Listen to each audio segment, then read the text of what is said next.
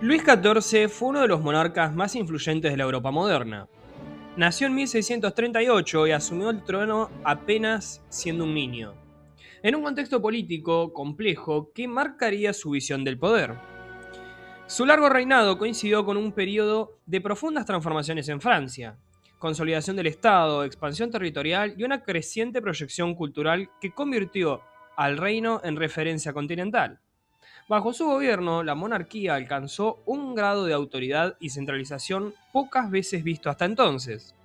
Durante más de 7 décadas, Francia se posicionó como una de las grandes potencias europeas, influyendo en la diplomacia, la guerra y la cultura del continente.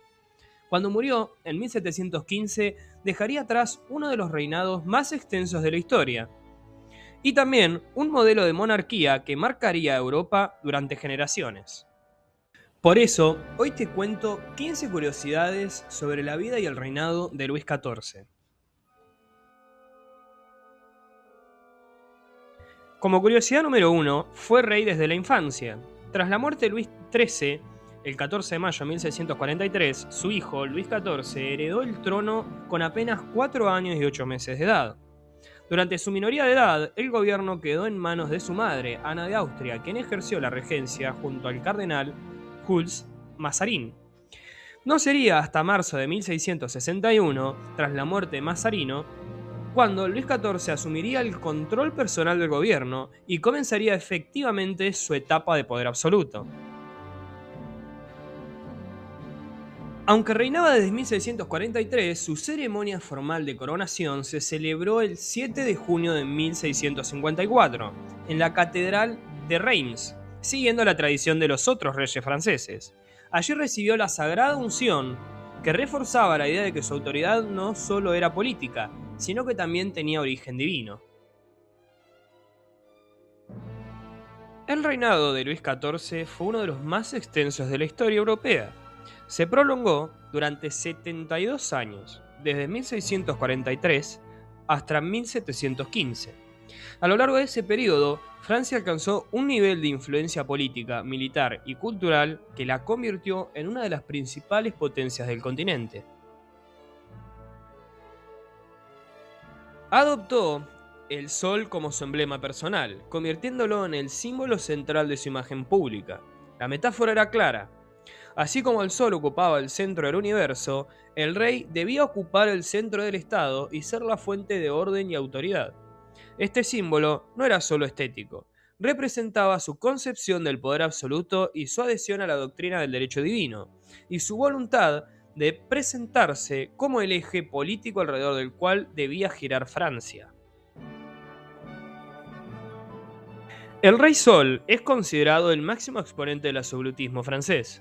Su figura quedó asociada a la célebre frase "El Estado soy yo", una declaración tradicionalmente atribuida al monarca. Sin embargo, no existen pruebas concluyentes de que la haya pronunciado realmente.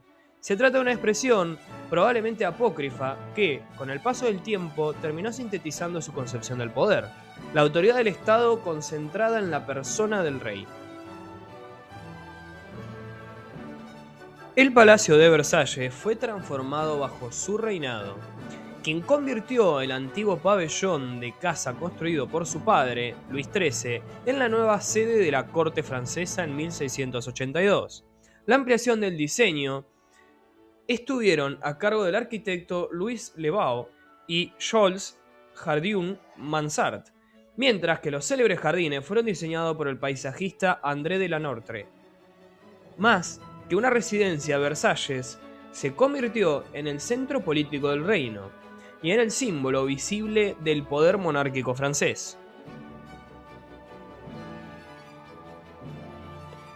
El sufrimiento dental del monarca es uno de los episodios más llamativos de su vida privada. Los registros médicos de la época indican que padeció graves problemas dentales y que, tras intervenciones poco precisas, perdió varias piezas superiores. Una de estas operaciones incluso le provocó una perforación en su paladar, complicando su alimentación durante un tiempo. Estos casos, junto a otros similares en la nobleza europea, impulsaron progresivamente el desarrollo de la práctica más especializada que, con el paso del tiempo, contribuiría al nacimiento de la odontología moderna. Al igual que Lenin le dio su nombre a Leningrado, o Joseph Stalin a Stalingrado, o Constantino I a Constantinopla, Luis XIV también dejó su huella en el mapa. El actual estado de Luisiana lleva su nombre. En 1682, el explorador francés René de la Salle reclamó para Francia el territorio del Valle de Mississippi y lo bautizó como la Louisiane, es decir, la tierra de Luis en honor al monarca.